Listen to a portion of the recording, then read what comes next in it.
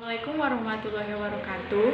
Perkenalkan, nama saya Meli Mutia Hasibuan, NIM 0309173122, jurusan Ilmu Pengetahuan Sosial, Fakultas Ilmu Tarbiyah dan Keguruan. Video ini saya buat untuk memenuhi tugas mata kuliah WCC, yaitu tentang pencurian identitas pada kasus pembobolan rekening pada bank melalui pemalsuan buku tabungan.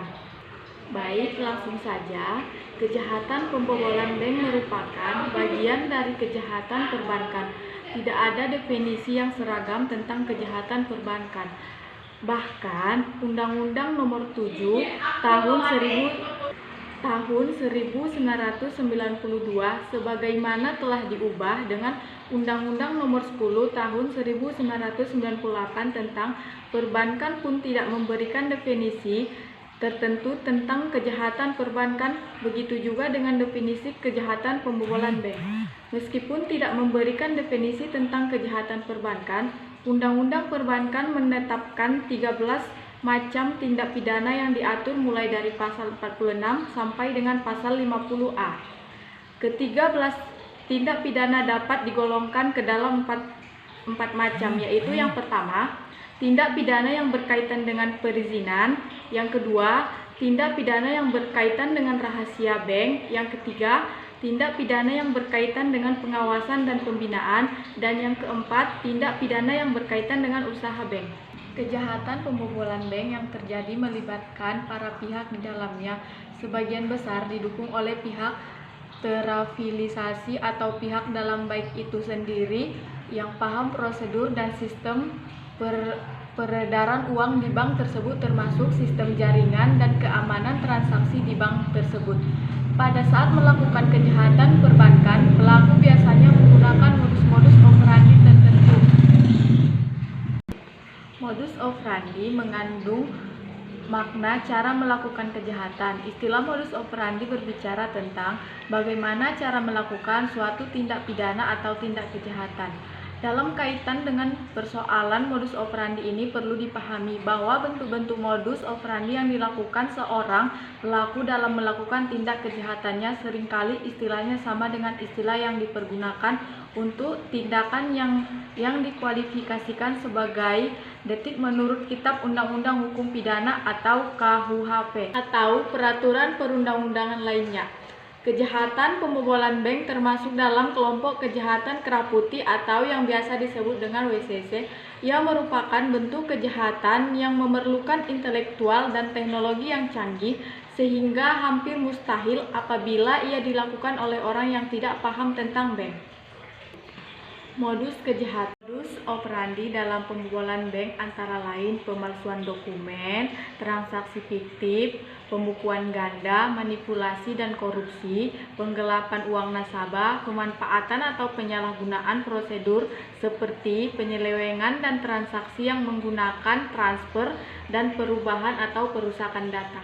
Pembobolan bank yang dilakukan oleh pelaku pada umumnya menggunakan kecanggihan teknologi komputer dan pengetahuan tentang seluk-beluk transaksi dalam dunia perbankan. Hal inilah yang memungkinkan kontribusi pihak dalam kejahatan ini begitu besar. Kasus yang terjadi pada Bank BRI yang mengalami kebobolan dengan nilai nominal 294 miliar pada September 2018. Kasus pembobolan tersebut terjadi di kantor cabang BRI Senen, kantor cabang pembantu Tanah Abang, dan kantor cabang pembantu Surya Kencan Bogor. Kantor cabang BRI Senen terkait dengan pemberian pinjaman dengan jaminan deposito dan pencairan dana yang diterima BRI melalui RTGS. Kasus di kantor cabang pembantu Tanah Abang adalah pelanggaran prosedur pencairan dana yang diterima melalui RTGS.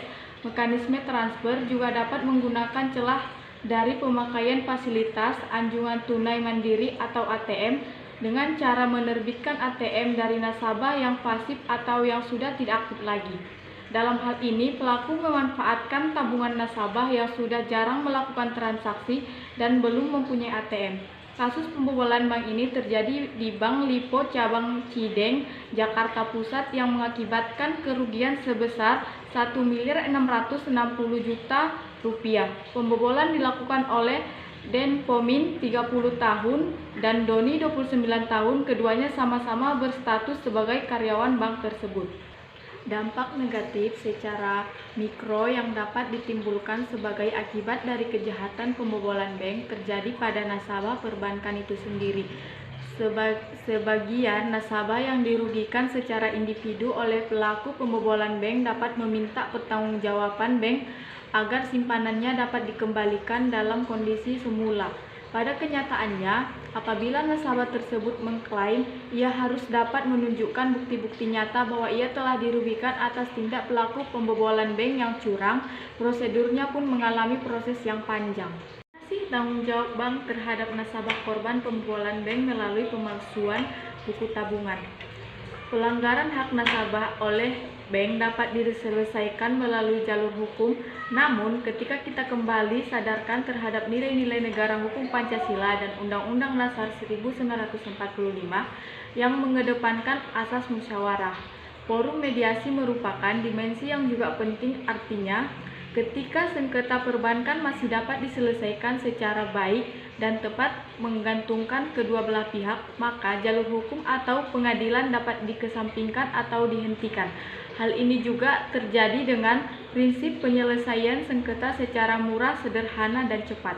Upaya tersebut tentu tidak terlepas dari hubungan timbal balik antara nasabah dan bank, baik itu nasabah menyimpan dalam bentuk tabungan maupun deposito atau nasabah lain. Hubungan timbal balik ini dapat berupa pemberian bunga oleh pihak bank terdapat simpanan dan nasabah, serta kewajiban-kewajiban nasabah untuk memenuhi ketentuan sistem administrasi tertentu apabila hendak mengambil atau menyimpan uang. Selain itu, sebagai upaya peningkatan dan pemberdayaan nasabah, tentu bank sebagai pelaku usaha harus memberikan layanan penyelesaian dan berbagai keluhan dan pengaduan nasabah. Media penyelesaian ini juga harus memenuhi standar waktu dan pelayanan, artinya dapat berlaku secara efektif dan efisien. Dalam ranah hukum, seorang tentu harus bertanggung jawab terhadap kerugian yang diakibatkan oleh perbuatan yang bertentangan dengan hukum dan orang lain.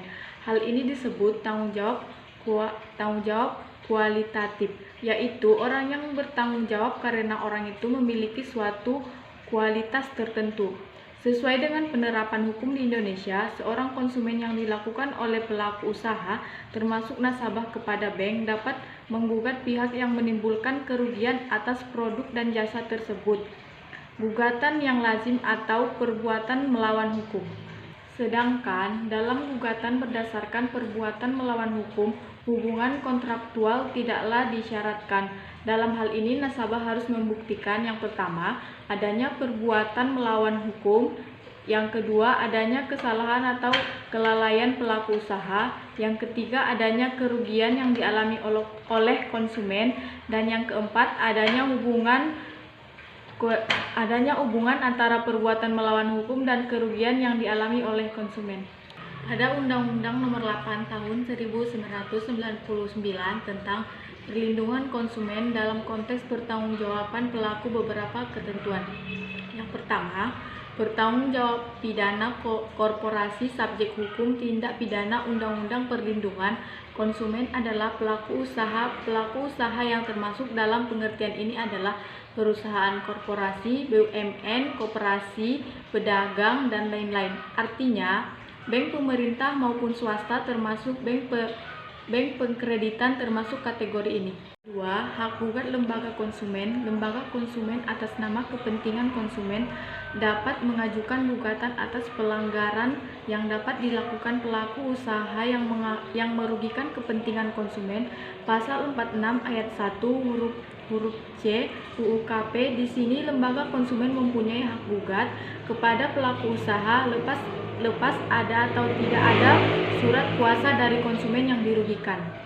Yang ketiga, gugatan kepentingan kelompok terhadap sengketa konsumen yang melibatkan konsumen dalam jumlah besar atau misal, padahal ini persoalan menyangkut hal yang sama, konsumen dapat mengajukan gugatan kepentingan kelompok kepada kelompok usaha. Yang keempat, beban pembuktian Terbalik, pelaku usaha bertanggung jawab memberikan ganti rugi atas kerusakan, pencemaran, dan/atau kerugian konsumen akibat menggunakan produk atau jasa yang dihasilkan atau diperdagangkan.